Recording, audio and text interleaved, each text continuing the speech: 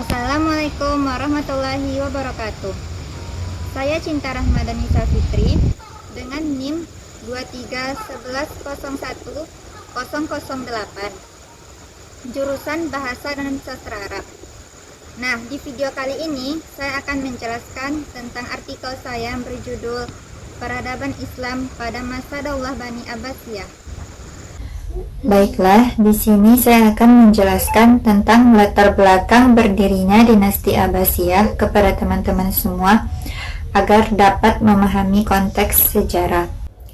Dinasti Abbasiyah didirikan pada tahun 750 Masehi setelah menggulingkan dinasti Umayyah yang sebelumnya memerintah di kekhalifahan Islam. Dan dinasti ini berkuasa selama 500 tahun dari abad ke-8 hingga abad ke-13. Kejatuhan totalnya pada tahun 1258 yang disebabkan oleh serangan dari bangsa Mongol yang dipimpin oleh Hulagu Khan yang menghancurkan Baghdad dan tidak menyisakan sedikit pun dari pengetahuan yang dihimpun di perpustakaan Baghdad. Kekhalifahan Bani Abbasiyah berlanjut di Kairo mulai tahun 1261 di bawah naungan Kesultanan Mamluk Mesir. Adapun masalah yang akan dibahas pada artikel ini adalah tentang peradaban Islam pada masa Bani Abbasiyah, yaitu awal berdirinya Bani Abbasiyah, periodisasi pemerintahan Daulah Bani Abbasiyah, kemajuan yang dicapai, dan faktor pendukung kemajuan dan keruntuhan Daulah Bani Abbasiyah. Metode penulisan artikel ini didasarkan pada penelitian mendalam dan menggunakan sumber-sumber sejarah dan ilmiah terpercaya, termasuk buku-buku sejarah Islam, artikel ilmiah, ensiklopedia, dan sumber-sumber akademis yang relevan. Informasi dan data yang digunakan dalam artikel ini diperoleh dari penelitian yang cermat dan pemahaman yang mendalam tentang periode Daulah Bani Abbasiyah. Baiklah, saya akan masuk ke pembahasan berdirinya dinasti Abbasiyah. Dinasti Abbasiyah didirikan setelah jatuhnya dinasti Umayyah pada tahun 750 Masehi. Pendirinya Abdullah Al-Saffah. Ia menjadi khalifah pertama dan memimpin selama 4 tahun. Dimulai dari kampanye Muhammad bin Ali untuk mengembalikan kekuasaan pemerintahan ke tangan keluarga Bani Hashim di Persia. Setelah itu, kelompok Bani Hashim dan Bani Abbas melakukan berbagai strategi dan persiapan. Salah satunya dengan mempropagandakan bahwa Bani Abbasiyah lebih berhak daripada Bani Umayyah atas kekhalifahan Islam. Dan pada akhirnya, Bani Abbasiyah berhasil menduduki pemimpin terakhir Umayyah, yaitu Marwan bin Muhammad. Abul Al-Saffah berhasil meruntuhkan Daulah Bani Umayyah dan diangkat menjadi khalifah pertama pada tanggal 3 Rabiul Awal 132 Hijriah yang berpusat di Kufah. Selanjutnya, saya akan membahas periodisasi pemerintahan Daulah Bani Abbasiyah. Dinasti Abbasiyah merupakan salah satu dinasti Islam ternama yang bertahan selama lebih dari 5 abad. Para ilmuwan membagi masa kekuasaan Abbasiyah menjadi beberapa periode berdasarkan ciri-ciri, pola pemerintahan, struktur sosial politik, dan serta tahap perkembangan peradaban yang dicapai. Periode tersebut adalah periode awal, periode lanjutan, periode Buwayhi, dan periode Seljuk. Baiklah, Selanjutnya saya akan membahas kemajuan yang dicapai dan faktor pendukung kemajuan dinasti Abbasiyah.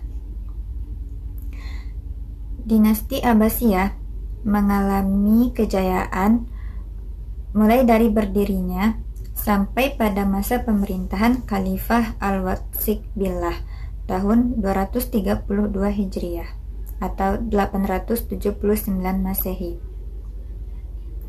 Dapat dikatakan pada masa ini umat Islam mengalami masa keemasan dan kejayaannya hampir di segala bidang, terutama bidang keilmuan, dan juga menjadi pusat peradaban dunia. Dalam aktivitas pemerintahannya, dinasti Abbasiyah menjadikan kota Baghdad sebagai pusat kegiatan dan sekaligus menjadikan kota Baghdad sebagai ibu kota negara. Kota Baghdad dijadikan sebagai pintu terbuka, artinya siapapun diizinkan untuk tinggal dan bermukim di dalamnya.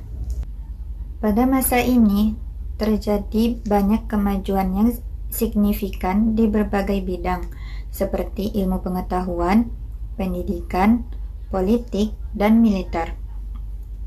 Begitu banyak prestasi pada masa dinasti Abbasiyah, misalnya seperti kemajuan administrasi pemerintahan, organisasi dan administrasi militer, kemajuan di bidang ilmu pertanian, perdagangan, industri, islamisasi pemerintahan, kemajuan ilmu pendidikan dan pengetahuan, termasuk juga didirikannya universitas dan perpustakaan Islam, serta perkembangan 4 mazhab hukum Islam. Dan faktor pendukung kemajuan lainnya adalah kemajuan ekonomi yang membaik seiring waktu, terutama dari sektor pertanian melalui irigasi dan juga hasil pertambangan seperti emas, perak, dan besi. Keberhasilan dinasti ini juga tidak lepas dari berbagai faktor, antara lain keahlian politik dan agama para khalifah. Para khalifah dan pembesar lainnya juga membuka peluang yang sebesar-besarnya untuk kemajuan dan perkembangan ilmu pengetahuan. Nah, selanjutnya saya akan membahas faktor keruntuhan Daulah Bani Abbasiyah dan penyebabnya. Karena adanya perang mazhab yang terjadi di antara kalangan kaum muslim sendiri, khususnya perang antar mazhab yang menjadi musuh bebuyutan, yaitu Sunni dan Syiah. Selanjutnya adalah sikap masyarakat Arab yang mengecewakan terkait menanggapi serangan dari pasukan Mongol terhadap wilayah-wilayah mereka di kota Baghdad dan Syam. Tidak ada yang bersedia berperang demi menjaga dan mempertahankan Islam. Baiklah, yang terakhir, kesimpulan dari artikel saya ini adalah dinasti Abbasiyah ini merupakan dinasti kuat yang mampu berdiri dan memberikan pengaruh yang signifikan terhadap peradaban Islam. Secara keseluruhan, dinasti ini memainkan peran penting dalam sejarah peradaban Islam, serta memberi dampak yang kuat dan jangka panjang bagi dunia. Baiklah, sekian presentasi dari saya. Mohon maaf apabila ada kekurangan. Wassalamualaikum warahmatullahi wabarakatuh.